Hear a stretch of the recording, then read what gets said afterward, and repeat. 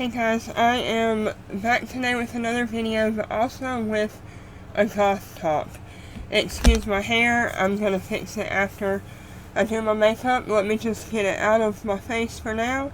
I'm planning to go with my youngest son and my husband to a Magic the Gathering tournament tonight. And originally this video was going to be, I was going to get dressed up in, my more alternative style and probably wear a wig and everything to go to this tournament. But then my oldest son texted me kind of at the last minute and said he was in a concert tonight that he wants me to go to, so I'm going to do that. And I was going to talk a little bit about how, the community where you live can treat you when you're different and all. And I'm going to do that, but I had a message from someone that I consider a friend that I know on YouTube. Anyway, this friend of mine has been experiencing some bullying, I guess you'd call it, or definitely some elitism behavior from the GOTH community, or from someone in particular who's a part of the GOTH community, directed at him. Anybody who has an alternative lifestyle who doesn't fit in with the norm is going to experience a lot of prejudice and just a lot of negativity from the world as a whole anyway. And I think it's so much worse when it comes from the community that you identify with, when they even act like they don't want you or like you don't fit in with them. Everybody needs a place to fit in, and when you're a member of the GOTH community, you know very well what it's like to not fit in with the normal people, and what it's like to experience bullying and stuff from people. And that's one thing that draws us to another type of community, because they'll understand what it's like. They've been through it and usually are more open-minded. But unfortunately, I think you'll find in just about every community out there that there are people that are just as closed-minded everywhere you go, and they want things to be their way. I've experienced that with the Pokemon community where I live. I've been a member of a Pokemon League. I ran the Pokemon League, playing the card games. Have been, at one point traveling all over the United States to go play in tournaments, and Pokemon has been a really big part of my life. And then when the Pokemon Go came out, of course I had to be a part of it too. I loved it. And one thing that I didn't know was happening was that people were joining together on Discord and groups and getting together to play that way. Well, I came to the groups late, but I had been playing the game from day one. And when I did join the groups, they had their own little hierarchy in there, you know what I mean? They had made up their own rules about how you should play the game, how you shouldn't, and that kind of stuff. And anybody who joined and wanted to play who didn't follow their, rules and guidelines that they had set, even though it wasn't part of the game at all, was ostracized, was talked bad about. They were just so hateful. I still play the game, but I don't join in on their, talking online and stuff very much anymore. And I was reminded of that and how hateful these people were treating me when, I was one of the original Pokemon players and Pokemon leaders in this area.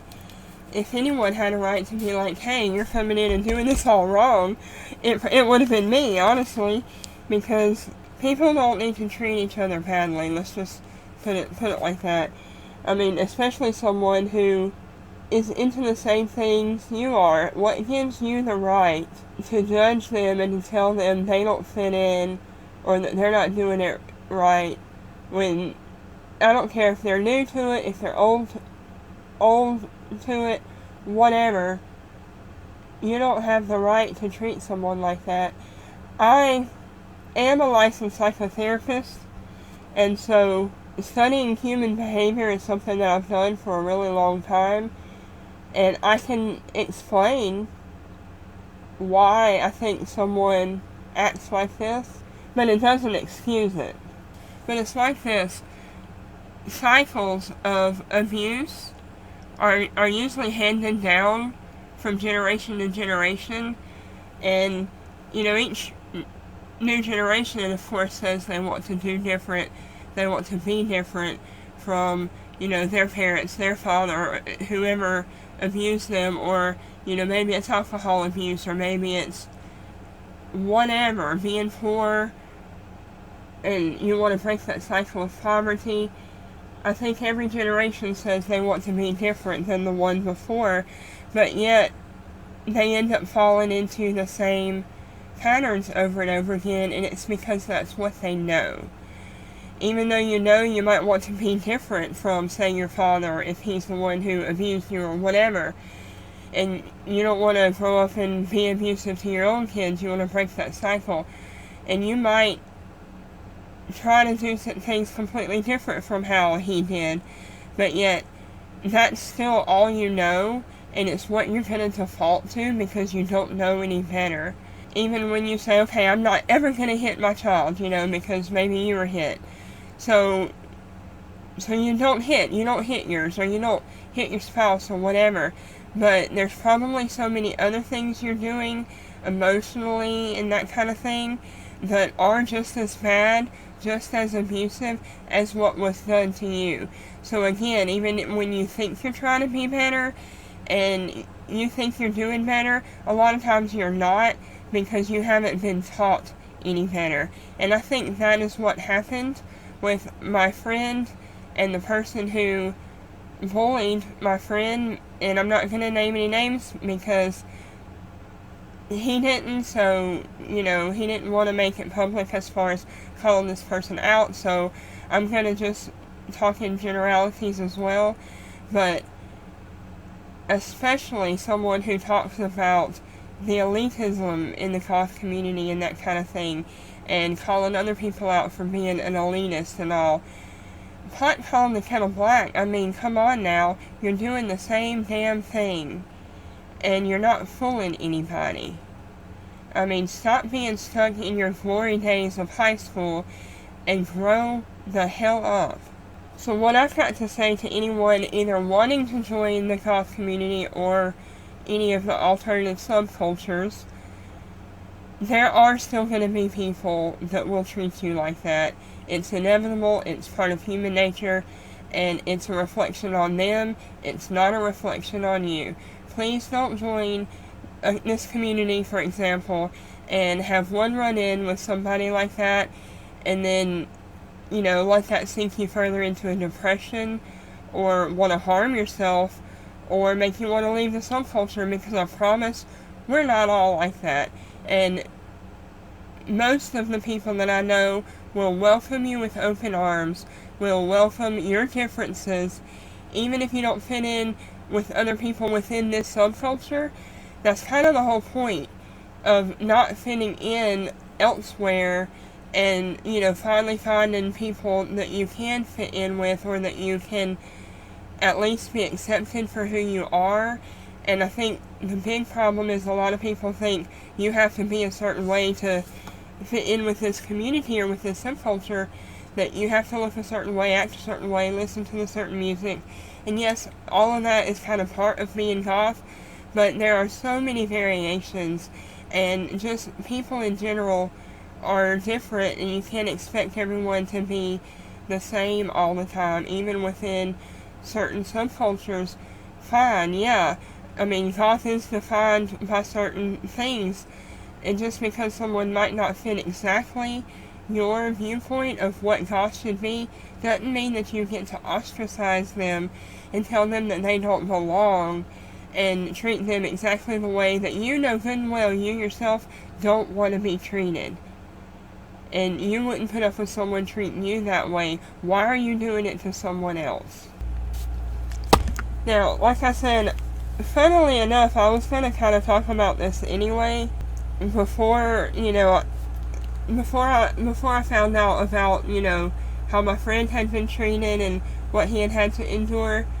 I was going to talk about this anyway as I was getting ready right now because, for one thing, like I mentioned at the beginning, I was going to go a little all out with a look today and wear a wig and be a lot more bold with my makeup and with my outfit because I'm going to a Magic the Gathering tournament tonight. I'm not going to work, and when I don't have to be at work, this is my time to be myself, have my style that I can't have when I'm going to work. But because of the area that I live in, because I am in what's called the Bible Belt,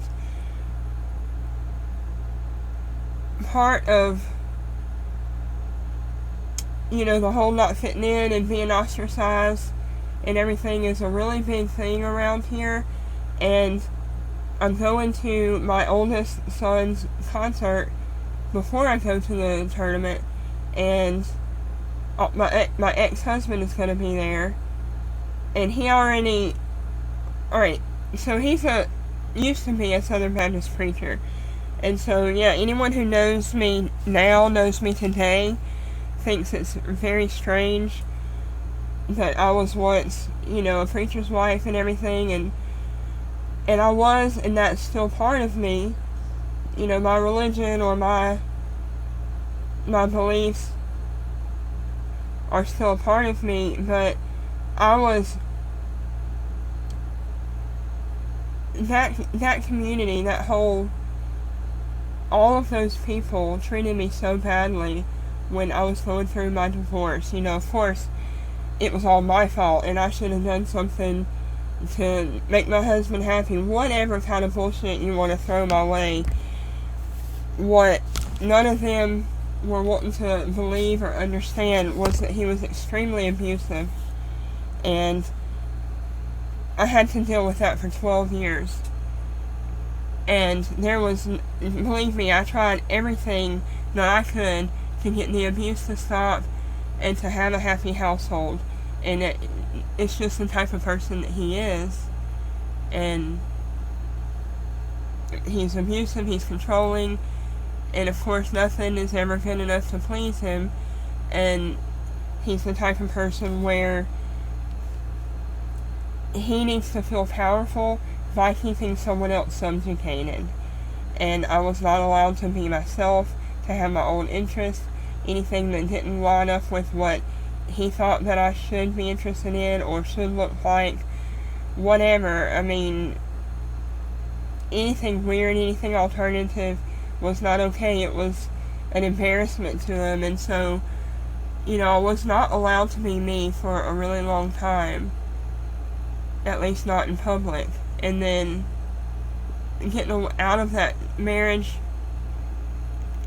didn't stop the abuse, because as long as you share kids together, you still have to be a part of each other's lives, and he was still trying to control things for a long time. Well, yes, he's going to be at the concert that I'm going to of my oldest son, and we get along fine today, as well as two people can when that's been the situation, the backstory. But he thinks my hair color is vulgar and asks me when I'm going to change it back to my natural blonde. The clothes that I'm wearing today and the makeup that I'm doing, he's going to have something negative to say about it. And I'm not even going as all out as I would like to, out of respect for not wanting to cause a scene or anything at my son's performance. Because we've definitely had scenes at our children's performances before. Because he don't know how to act, and he don't know how to leave people be, When my daughter is 18 now, but when she was little, I got one of my first tattoos, and it's on my back, and you know, you can't see it because it's covered by clothes. But she was embarrassed. This is just the mindset of her dad, of a lot of the people around here. She was embarrassed and said, "Mommy, you can't let anyone know that you have a tattoo, because my friends' parents are not going to let me play with them anymore. And just because of a tattoo, just because of something like that," which is ridiculous. And on one hand, I want to be like, well, who cares then? If that's how they're going to be, then we don't need them. But when your child is little, you know, that kind of stuff matters to them, and they're not going to... I don't want my children to have to be bullied or treated any differently because of me. So again, I suppress a lot of who I am, and I'm not always doing all the things that define me or looking in a way that defines me. And that's just, you know, one of the things that I do as a mother. And as they've been getting older, that's not so much of a concern for them anymore. But still, I'm not going to go and show up at my son's concert with, you know, my purple hair or my black wig, or, you know, something with pentagrams all over me, or something, just because I want to be respectful. And not everyone is comfortable with the alternative look. And so when it's just me, I don't care. Let people treat me how they will or react how they will. That's fine, because I can take it. But maybe my children don't need to be exposed to any kind of bullying or whatever because of me. And, you know, not everyone is as strong or as comfortable in their skin, and that's fine. It takes a long time to build up that level of not giving a shit. I've got some Lime Crime lip products here. I'm gonna do what for me is a more bold lip look. I'm gonna go with red, and then I'm gonna have to run and fix my hair and head out of here because it's about time for me to leave for the concert. It's impossible for me to get it straight because of my surgery scars that I have. Alright guys, that's the finished makeup look, and I'm gonna have to run now and fix my hair and head to the concert. I don't have time to pick out jewelry or anything because I don't want to be late. But depending on how long the concert takes, the tournament that I'm going to tonight is not until midnight, so if I have time when I come back home to maybe play around with putting a wig on, and I might change or whatever to go to the tournament, then I might do that. But real quick, let me show you. I am wearing the pants, a pair of the pants that I got from one of my Hot Topic hauls.